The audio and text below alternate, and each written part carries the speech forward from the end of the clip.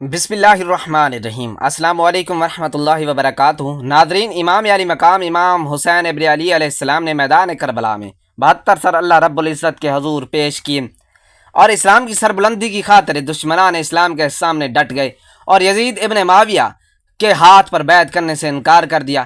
میدان کربلا میں یزید ابن معاویہ کی فوج نے رسول خدا امام الانبیاء جناب محمد رسول صلی اللہ علیہ وآلہ وسلم کے خاندان پر ظلم کے پہاڑ توڑے اور ان کو انتہائی بے دردی سے پیاسا شہید کیا گیا۔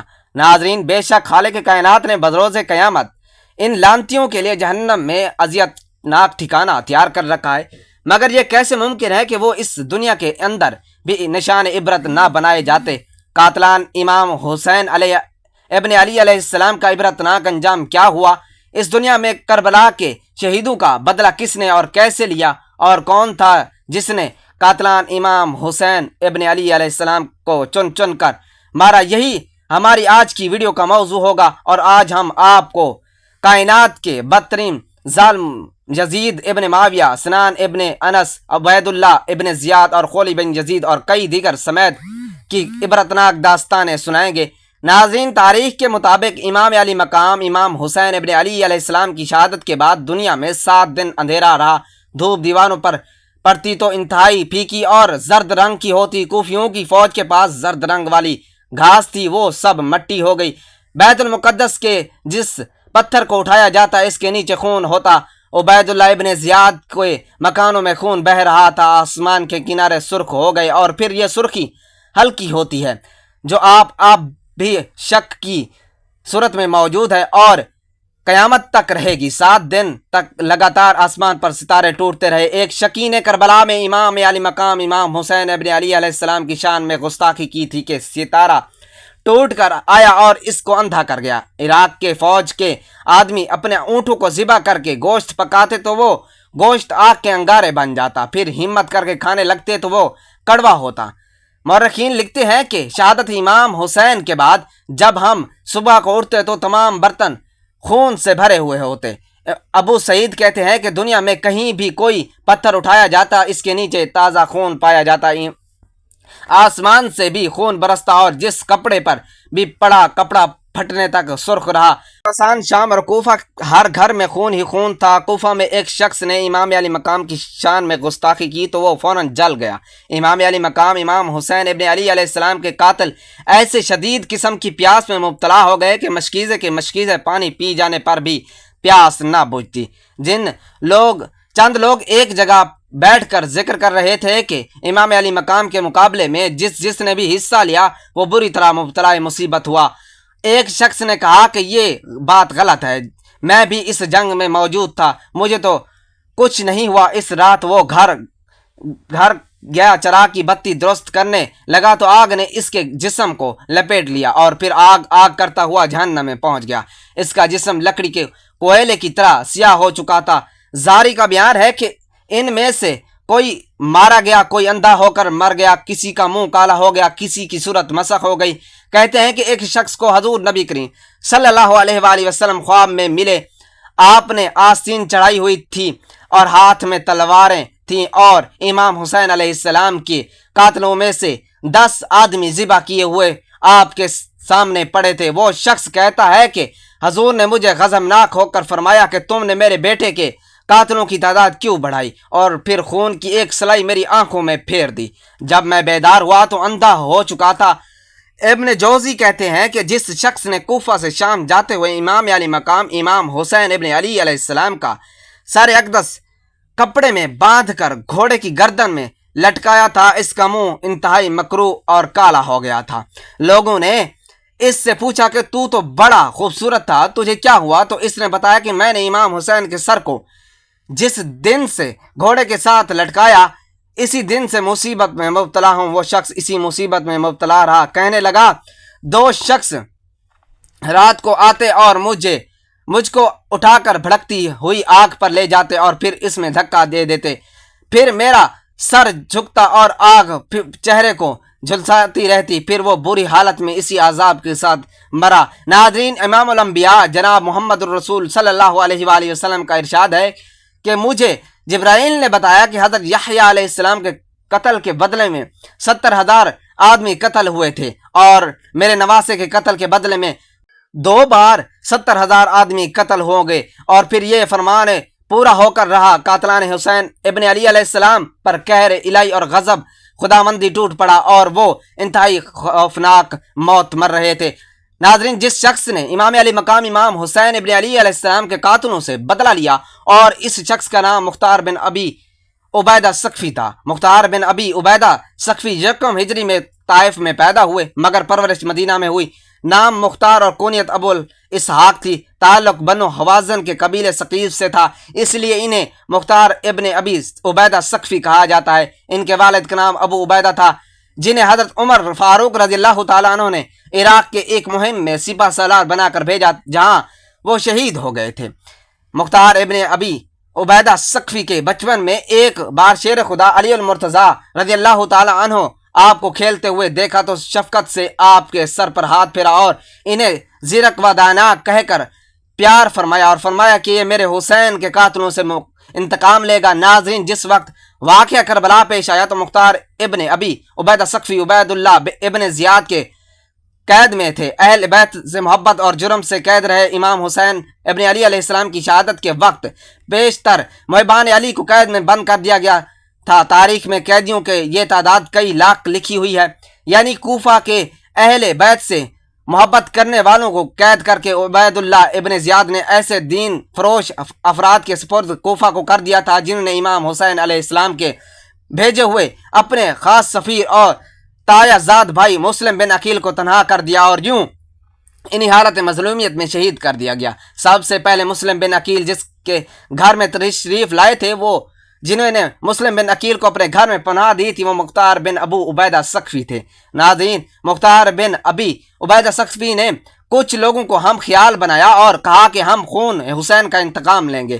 اس نے لوگوں کو ایک تحریر دکھائی جو محمد بن حنفیہ برادران امام حسین کے نام سے تھی کہ ہم تجھے اس امر کی اجازت دیتے ہیں کہ انتقام حسین لیا جائے۔ ناظرین، یہ مورخین کے درمیان اختلافات اہل تشیع کے مطابق محمد بن حنفیہ نے مختار ثقفی کے نام وہ تحریر لکھی تھی، جبکہ اہل سنت کے مطابق مختار ثقفی کی اس تحریر کے حوالے سے محمد بن حنفیہ نے کہا تھا کہ ہم نے ایسا کوئی تحریر نہیں بھیجی۔ تم اس بات پر تمام مورخین متفق ہیں کہ مختار ثقفی کے حوالے سے محمد بن حنفیہ نے فرمایا تھا کہ اگر کوئی نواز رسول کا انتقام لیتا ہے تو ہمیں کوئی اعتراض نہیں، اور جناب محمد بن حنفیہ نے فرمایا تھا کہ اگر خون حسین کا بدلہ لیا جائے تو یہ درست ہے۔ مختصر یہ کہ مختار بن ابی عبیدہ ثقفی کی تحریک چلتی رہی اور زور پکڑتی گئی، یہاں تک کہ کوفہ کے وہ لوگ جو اس وقت خاموش تھے ایک غلطی پر پچھتا رہے تھے اور تلافی کے طور پر اس تاریخ کو مضبوط کرتے گئے اور خدا کے اس حکم کی عملی تفسیر بن کر سامنے آئے جو قوم موسیٰ کو بچڑے پوجنے کی سزا پر ہوا تھا۔ بہرحال مختار ابن عبیدہ ثقفی کا دور آ چکا تھا اور یہاں پر قاتلان حسین کا انتقام شروع ہو چکا تھا۔ شمر ملعون کا انجام۔ ناظرین، شمر ذی الجوشن کو جب گرفتار کر کے مختار بن ابی عبیدہ ثقفی کے سامنے لایا گیا تو مختار کی آنکھیں غصے سے سرخ ہو گئیں، غضبناک ہو کر کھڑا ہو گیا اور شمر سے کہنے لگا کہ جس ہاتھ سے گردن حسین پر خنجر پھیرا تھا وہ اٹھا، اور ہاتھ شمر نے رو کر کہا کہ میں پیاسا ہوں، پہلے تھوڑا سا پانی پلا دو۔ مختار نے کہا اہل بیت مصطفیٰ پر پانی بند کیا تھا اور اب پانی مانگتا ہے، پھر پہلے نیزے سے مار کر اس کی زخمی کیا اور پھر قتل کر کے لاش کتوں کے آگے پھینکوا دی۔ ایک روایت میں آتا ہے کہ پہاڑ پر چھپتا پھر رہا تھا تو اس کو گرفتار کر کے لایا گیا اور ہلاک کیا گیا۔ حرملہ کا انجام۔ ناظرین، حرملہ وہ بدبخت اور ملعون شخص تھا جس نے 6 ماہ کے جناب علی اصغر کے حلق پر تیر چلایا تھا۔ جب مختار ثقفی کے سامنے آیا تو اس نے سپاہیوں کو حکم دیا کہ اس معصوم علی اصغر کا گلا چیرنے والے حرام زادے کے گلے پر تیر چلاؤ۔ اس کی گردن کو تیروں میں پرو کر اس کے ہاتھ کٹوائے گئے، پھر پاؤں کٹائے گئے اور پھر آگ جلا کر اس میں پھینک دیا گیا۔ یہ ہے خون علی اصغر کا انتقام، خولی بن یزید کا انتقام۔ ناظرین، خولی بن یزید وہ بدبخت ملعون تھا جس نے حسین ابن علی علیہ السلام کے سر انور کو تشت میں رکھ کر دربار ابن زیاد میں پیش کیا تھا۔ اس شیطان کو جب دربار مختار ثقفی میں پیش کیا گیا تو اس نے کہا کہ یہی وہ مردور ہے جس نے سر شبیر کو نیزے پر چڑھایا تھا۔ یہ کہہ کر اس نے پہلے اس کا دایاں ہاتھ پھر بایاں ہاتھ کاٹا، پھر دونوں پاؤں کاٹ دیے اور پھر اس کا سر دھڑ سے جدا کر کے پھینک دیا۔ ابن انس ملعون کا انجام۔ ناظرین، اس شکی القلب نے امام علی مقام امام حسین ابن علی علیہ السلام کے سینے کے آر پر نیزہ بھی کیا تھا اور آپ کے سر کو بھی کاٹا تھا۔ یہ آگے آگے بھاگتا اور پناہ گاہیں تلاش کرتا اور مختار کی فوج اس کے پیچھے پیچھے ہوتی۔ یہ پہلے بصرہ گیا اور وہاں سے قادسیہ اور پھر الحجانات کے درمیان گرفتار کیا لیا گیا۔ پہلے اس کی انگلیاں کاٹی گئیں، پھر ہاتھ، پھر پاؤں کاٹ گئے، پھر اس کے کان کاٹے دیے گئے، پھر خنجر سے اس کی آنکھیں نکالی گئیں اور پھر روغن زیتون کی دیگ چڑھائی کر اس کو زندہ اس میں ڈال دیا گیا۔ حکم بن طفیل کا انجام۔ ناظرین، حکم بن طفیل ملعون حضرت امام حسین ابن علی علیہ السلام کا لباس اتارا تھا اور جناب عباس علمدار پر تیر چلایا اور اس کے بازو کاٹ دیے تھے۔ اس کا مختار صفی کے فوجی افسر عبید اللہ بن عمر نے گرفتار کیا اور اس پر تیر چلوا کر واصل جہنم کر دیا۔ عبید اللہ ابن زیاد ملعون کا انجام۔ ناظرین، یہ مردود بھی چھپا ہوا تھا۔ جب مختار صفی کے لشکر نے گھراؤ کیا تو مقابلہ کرتا رہا، آخر کار گرفتار کر کے اسی دارالامارات کے سامنے لایا گیا جہاں بیٹھ کر بڑے غرور اور تکبر کے ساتھ اہل بیت اطہار کے ساتھ ظلم کے احکامات جاری کرتا تھا۔ اس کو گرفتار کر کے اس کے ساتھ کسی کو کس کر باندھ دیا گیا اور سپاہی اس کے منہ پر تماچے مارتے۔ پھر مختار صفی کے سامنے آیا تو اس نے پہلے اس کے جسم کی ایک ایک بوٹی کاٹنے کا حکم دیا۔ جب اس کا ایک ایک بوٹی کاٹ لی گئی، عضو کاٹ دیا گیا، تو پھر اس کی لاش پر گھوڑے دوڑائے گئے، پھر اس کا سر کاٹ کر رکھ لیا گیا اور لاش کو آگ میں پھینک دیا گیا۔ اس کا سر پڑا ہوا تھا کہ ایک سانپ نمودار ہوا اور اس کے ایک نتنے میں گھس کر دوسرے نتنے سے باہر آ گیا اور سانپ نے ایسا کئی بار کیا اور پھر غائب ہو گیا۔ یہ تھا خون حسین کا انتقام۔ ناظرین، اب بات کرتے ہیں کہ کائنات کے بدترین ظالم ملعون یزید ابن معاویہ کی حجاز مقدس میں امام حسین ابن علی علیہ السلام کی شہادت کے بے حد گہرا اثر ہوا اور لوگوں نے یزید سے متنفر ہونا شروع کر دیا۔ انہیں حسین ابن علی علیہ السلام پوری رعنائی اور دل آویزی کے ساتھ اپنے اثرات مرتب کر رہا تھا۔ جن لوگوں نے زبردستی یزید کی بیعت قبول کی تھی وہ بھی، اور جنہوں نے خود کی تھی وہ بھی، اب یزید کی بیعت توڑ کر جناب عبداللہ ابن زبیر کے ہاتھ پر بیعت کر رہے تھے۔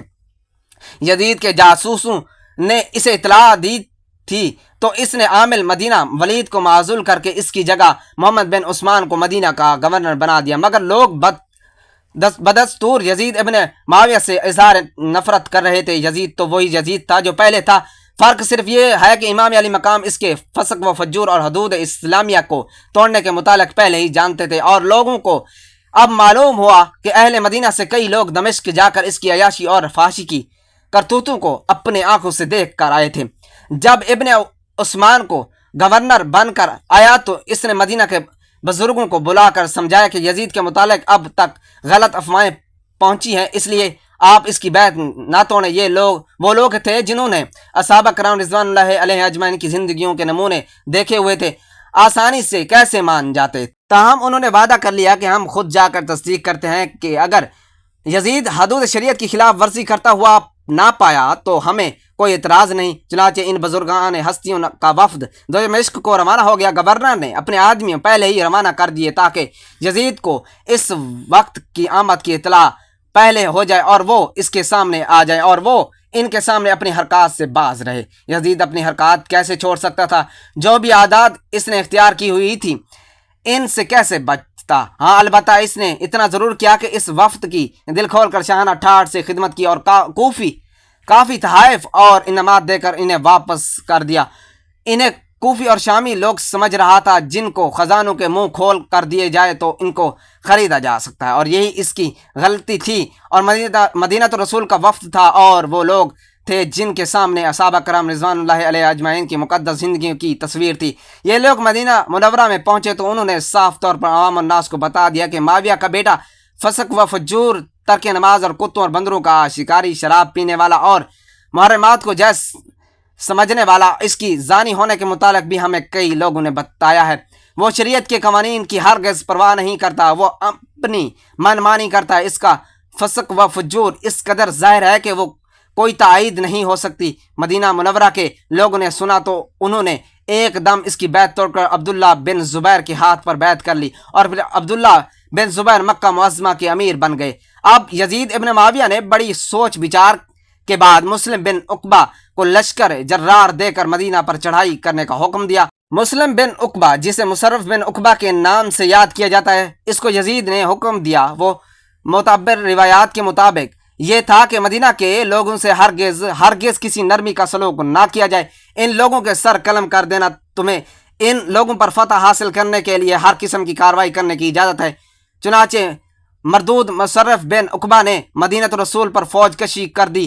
حضرت حنظلہ رضی اللہ تعالی عنہ کے صاحبزادے مدینہ کے لوگوں کو ساتھ لے کر مقابلے میں آئے، مگر یزید کی فوج بہت ہی زیادہ تھی۔ بڑے بڑے مقتدر اور ذی وقار لوگ شہید کر دیے گئے اور بالآخر فوج یزید مدینہ پر قابض ہو گئی۔ اور پھر مدینہ پاک کی جو بے حرمتی فوج یزید نے کی وہ حد بیاں سے باہر ہے۔ انہوں نے مسجد نبوی میں گھوڑے باندھے، محمد عربی صلی اللہ علیہ وآلہ وسلم کے ممبر شریف کو غلاظت اور آلودہ کیا۔ خدا کی مار ہو ان لوگوں پر۔ جنت کی کیاریوں میں ان لوگوں کے گھوڑے لیت اور پیشاب کر رہے تھے اور وہ وحشت اور بربریت کی انتہا کر دی۔ مدینہ رسول کی بہو بیٹیوں کی عظمت لوٹ رہے تھے۔ تاریخ کے مطابق انہوں نے تقریباً 1000 سے بھی زیادہ پاک بازو کی عصمت دری کی۔ ایک طرح 70,000 ملائکہ ایک طرف درود السلام کی صدائیں بلند کر رہے تھے اور دوسری طرف معاویہ کے بدمعاش ضلالت میں ڈوبے ہوئے ظلم کی انتہا کر رہے تھے۔ مدینہ رسول کی بے حرمتی کرنے کے بعد لشکر یزید مکہ کی طرف گیا۔ اپنی فوج بھیجنے والے پر اللہ کی لعنت ہو اور فوج پر بھی لعنت ہو۔ وہ مصرف بن عقبہ ملعون راستے میں مر گیا۔ یزید کے حکم کے مطابق اس کی جگہ ایک دوسرے ملعون نے لے لی تھی۔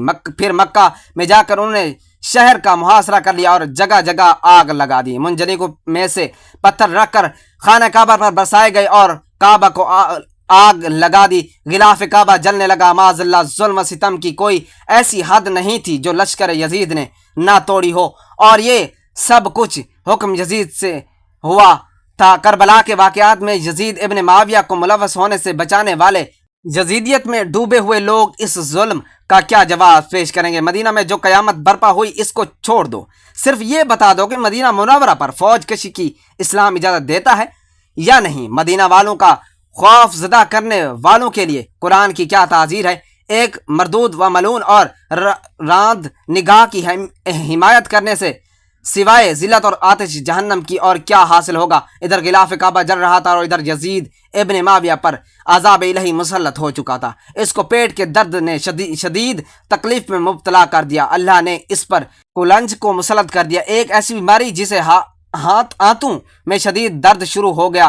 حکیموں سے کوئی علاج نہ ہوا اور وہ درد بڑھتا گیا۔ وہ ایسے تڑپنے لگا جیسے مچھلی پانی کے بغیر تڑپتی ہے۔ اس نے اپنے بیٹے کو بلایا اور کہنے لگا کہ مجھے یقین ہو گیا ہے کہ قریب ہے کہ میں تمہیں امور سلطنت سے آگاہ کرنا چاہتا ہوں۔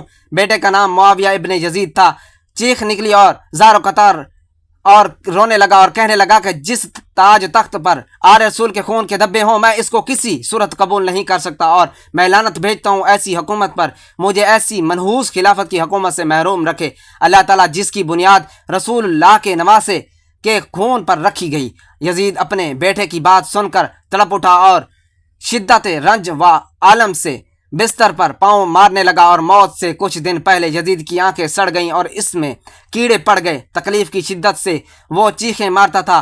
پانی کا قطرہ حلق سے نیچے اترنے کے بعد تیر کی طرح چبھنے لگا۔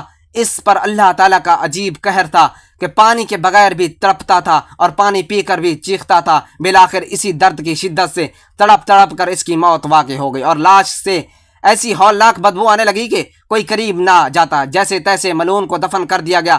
جب بنو عباس کی حکومت آئی تو انہوں نے اس کی ہڈیاں جلانے کے لیے اس کی قبر کھودی تو وہ پہلے ہی جلی ہوئی تھی اور سیاہ تھی۔